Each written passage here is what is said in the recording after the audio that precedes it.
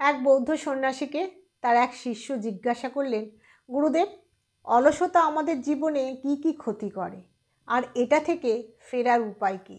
গুরুদেব বললেন, অলসতা এমন একটা জিনিস আমাদের জীবনে উন্নতির পথে বাধা হয়ে দাঁড়িয়ে থাকে, আর এটা আমাদের সাকসেসের গ্রোথকেও নষ্ট করে দেয় এবং আমরা অনেক সময় অলসতার জন্য নিজের স্বপ্নকে অ্যাচিভ করতে পারি না। গুরুদেব বললেন, আমি 5টা টিপসের কথা বলবো যেটা আমাদের অলসতা কাটিয়ে উঠতে সাহায্য করবে।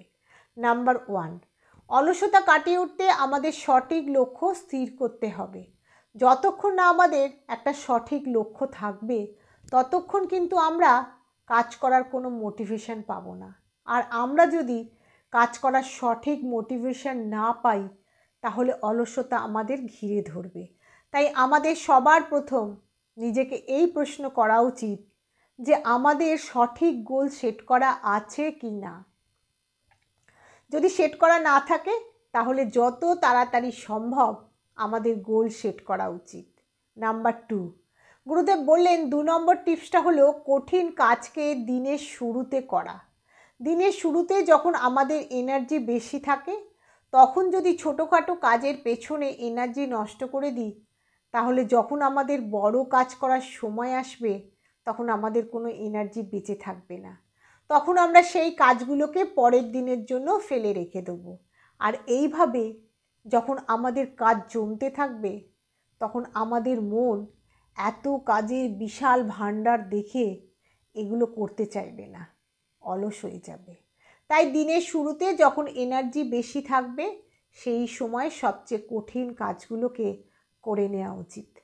নাম্বার 3, কোনো কাজ কমপ্লিট করার জন্য একটা সময়সীমা আমাদের সেট করে রাখতে হবে এবং সেটা শুধু মাইন্ড লেভেলে থাকলে হবে না, সেটা কোথাও লিখে চোখের সামনে রাখতে হবে যাতে বারবার আমাদের মন সেটা দেখে সেই কাজটা শেষ করার একটা আর্জি তৈরি করে। আমাদের সামনে যদি একটা কাজের সময়সীমা বাঁধা না থাকে আমাদের মাইন্ড অলস হয়ে সেই কাজটাকে পরের দিন ফেলে রেখে দিতে চাইবে। অলসতাকে দূর করতে হলে আমাদের কিন্তু প্রতিটা গুরুত্বপূর্ণ কাজের একটা সময়সীমা নির্ধারণ করে রাখতে হবে। নাম্বার 4, গুরুদেব বললেন 4 নম্বর টিপসটা হলো আমাদের শরীর যাতে সুস্থ থাকে সেই দিকে আমাদের খেয়াল রাখতে হবে। অলসতার পেছনে অনেক সময় শারীরিক অসুস্থতা থাকে। আমাদের শরীর যদি সুস্থ না থাকে তাহলে কোনো কাজ করতে ইচ্ছেই করবে না। এর জন্য আমাদের রেগুলার এক্সারসাইজ করতে হবে, পুষ্টিযুক্ত খাবার খেতে হবে এবং পর্যাপ্ত ঘুম যাতে হয় সেই দিকে আমাদের খেয়াল রাখতে হবে। এবং 5 নম্বর টিপসটা হলো আমরা যখন কোনো কাজ করতে বসবো কিংবা পড়াশোনা করতে বসবো তখন সেই রিলেটেড সকল জিনিস আমাদেরকে কাছাকাছি রাখতে হবে। কারণ আমাদের কাজ করতে বসে কিংবা পড়াশোনা করতে বসে বারবার যদি উঠতে হয় কিছু আনার জন্য তাহলে কিন্তু সেটা আমাদের ফোকাসকে নষ্ট করে দেবে।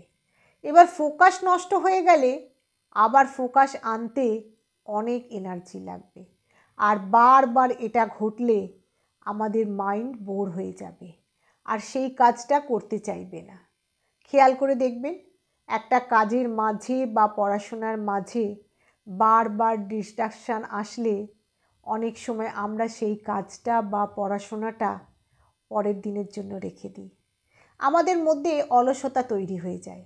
তাই আমাদের কাজের বা পড়াশোনার জায়গায় আশেপাশে সেই সময়ের জন্য যা যা জিনিস দরকারি সেগুলো অর্গানাইজড ওয়েতে রাখা উচিত যাতে আমরা এভাবে নিজের কাজ বা পড়াশোনায় ফোকাস করতে পারি আর অলসতাকে সুযোগই না দিই নিজের আধিপত্য বিস্তার করার জন্য। তো বন্ধুরা, আপনারা নিজেদের অলসতা দূর করার জন্য কোন কোন স্টেপ গ্রহণ করেন কমেন্ট করে জানান। আর ভিডিওটা যদি ভালো লাগে তাহলে একটু শেয়ার করে দেবেন।